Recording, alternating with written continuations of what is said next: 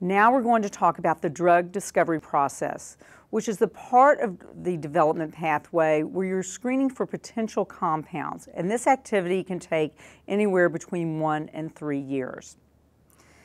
So this is the segment where you can narrow down from those tens of thousands of compounds that you're looking at, and we call these leads, and decide what you want to move forward into the preclinical phase. So why do you need to narrow it down before you go into the preclinical phase?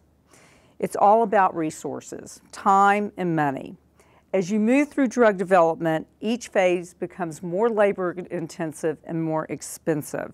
So there's an incentive to narrow down the number of compounds that progress to the next phase. Also, you're discovering which ones have the most activity, so they will have the most likelihood for being something that will help either mitigate or cure a certain disease.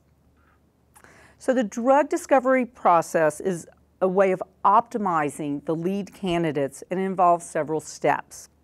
First, during discovery, you will typically be working in a narrow area, such as looking at drugs that can treat a certain type of cancer or respiratory disease or even pain. A company may specialize in one therapeutic area, or larger companies can look and be working actively in 6 to 8 different therapeutic areas, where they're conducting research and development activities that can address things such as cardiovascular problems, immunology, infectious disease.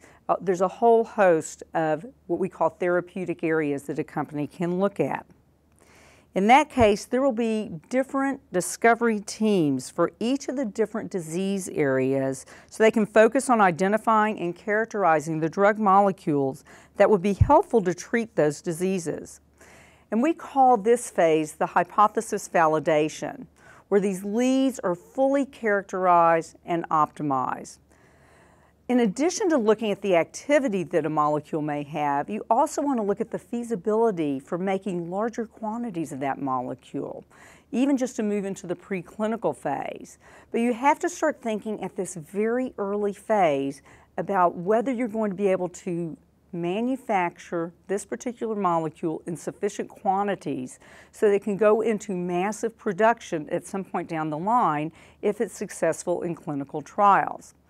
And so what you're going to learn as we go through this process, many of the things that you may think happen after a drug is approved, such as deciding where it's going to be manufactured and going through that whole set of hurdles that you may have to go through, no, it starts early. You have to think about manufacturing the drug product very early in the process. That's a tremendous consideration.